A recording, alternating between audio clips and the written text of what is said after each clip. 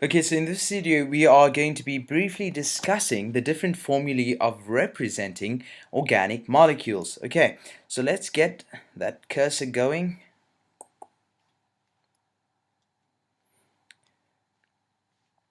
Right, so we are going to be looking at three different ways of representing organic molecules, and I might as well give you the three ways of representing them right here. Okay, so three ways of representing I think we should write a little bit neater. Representing organic molecules, right? Now, for all the questions that you deal with, you'll be representing in them in one of three ways, sometimes all three ways. The first one is known as the molecular formula. The second one is known as the structural formula.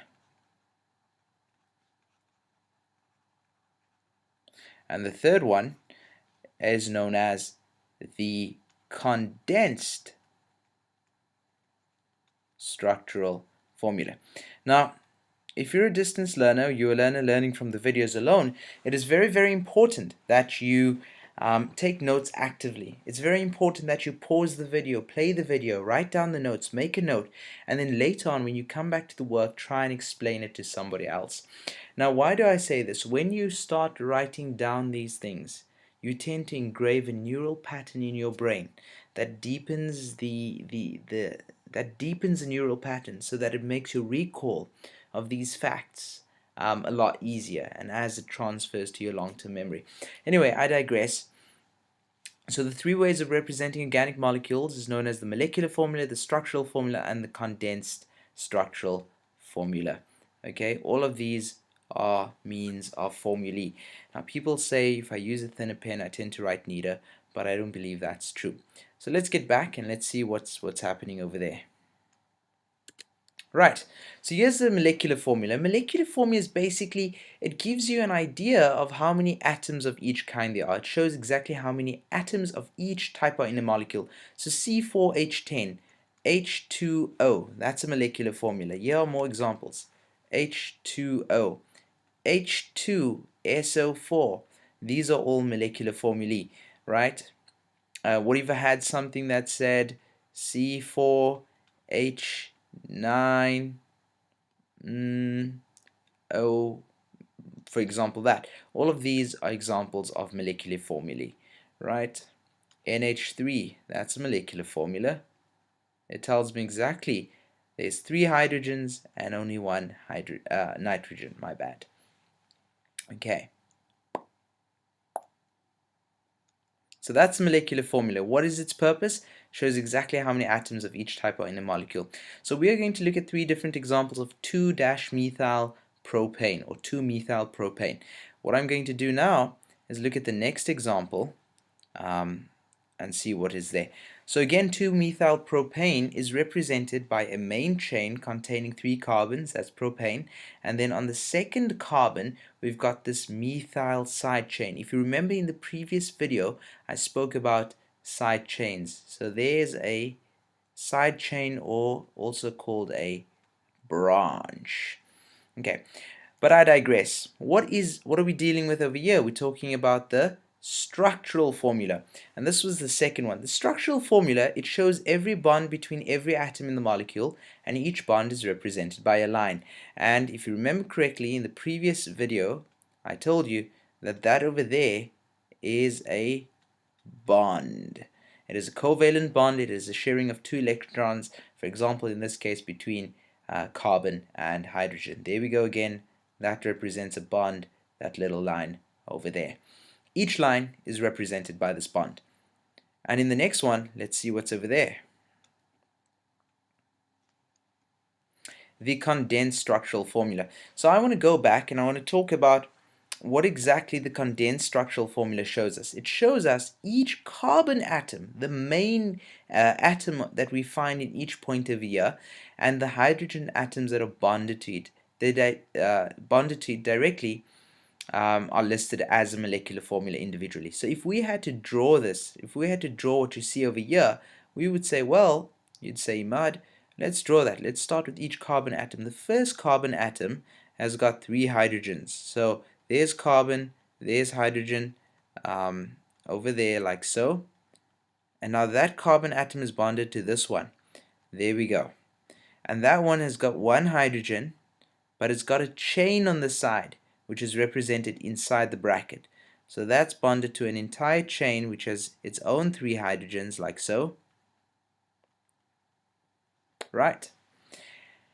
And then that carbon over there is bonded to the third carbon over there, which has got 3 hydrogens of its own. So this is called the condensed structural formula. Right? In this condensed structural formula, each carbon atom and the hydrogen atom are bonded directly to it and are listed as a molecular formula. So I want to do one example quickly, or maybe even 2 examples. And remember, you need to be learning actively. Physics, or chemistry in this case, is not a passive science.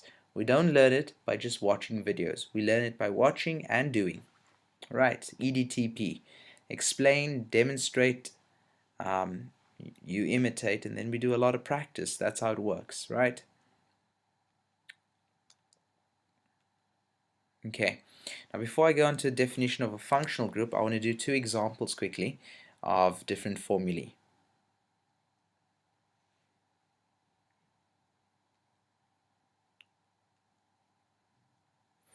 Okay, so I'm going to talk about a molecule that is called propane, okay, and I'm going to show you what it contains. Propane basically has got propane has got 8 hydrogens and 3 carbons, right? So it's C3H8. It's got how many? 3 hydrogens, 3 carbons and 8 hydrogens. It's been a long, long day.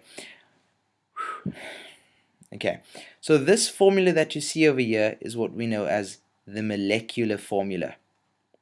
It is what? The molecular formula. Now we need to talk about something called, remember formula number 1? Then we said the second one is called the structural formula that shows each bond. So this thing has got 3 carbons, and later on when we start looking at the hydrocarbons, you'll get to know about methane, ethane, propane. For now, I need you to take my word that this is propane, and it has 3 carbons with 8 hydrogens bonded in the following manner. There's the first carbon, and I'm going to use blue again. It looks like the 4th of July over here. Right, there's my 3 carbons. The first one, there's an H.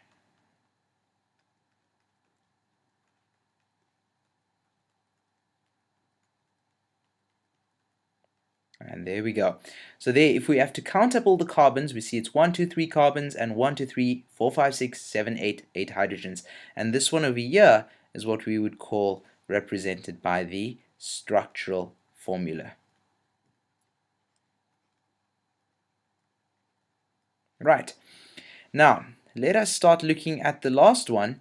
We need to talk about the condensed structural formula. So let me just get a red pen and put number 3 over here, and let's see what we can come up with.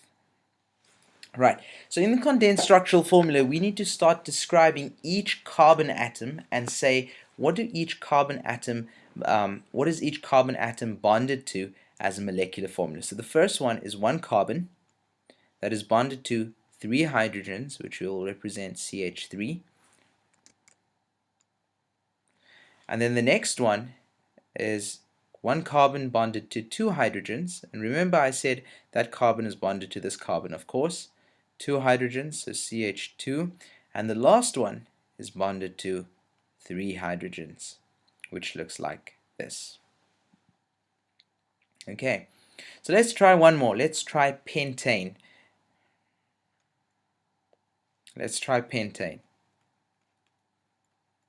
Now again, I want you to take my word that pentane contains 5 carbons with 12 hydrogens, right? And there, I've already done the first one for us.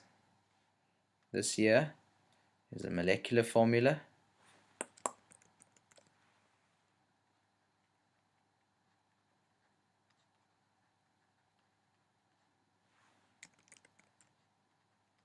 And this over here is the molecular formula. Right, so let's do the structural formula. And let's label it number 2. Bad handwriting. We are looking for the structural formula, right, which we will write over there.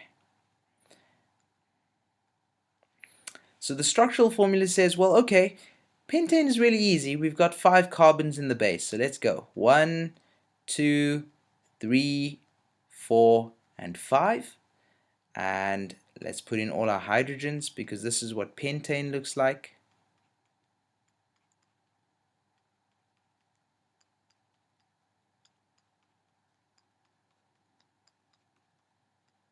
Right, you really need to practice drawing out all these hydrogens. Don't be lazy.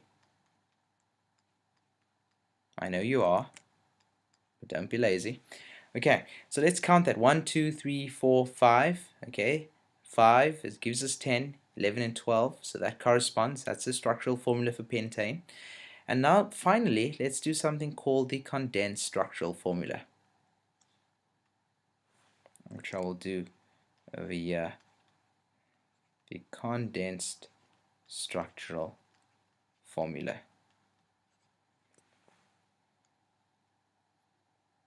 The condensed structural formula, right, looks like this. It shows you each one CH3 bonded to CH2 bonded to another CH2. So that's 1, 2, 3, 4 bonded to another CH2. Oops, not 3, CH2, and finally CH3. Okay, and that over there, just put an arrow in over there, is our condensed structural formula. Okay, so there you can see the molecular formula, the structural formula, and the condensed structural formula. This one shows us every single bond and what it's bonded to. This one over here shows us just shows us the main each carbon atom with what's bonded to it. That's what I was looking for. Okay, if I just go back, I just want to tell you something else. You can also represent this as CH3 bonded to CH2 bonded to CH3. This is sometimes also acceptable. In fact, it is acceptable as a condensed structural formula. So let's just put the word there, condensed structural. Ooh. Condensed structural formula. Structural formula, molecular formula, and the condensed structural formula. There you have it.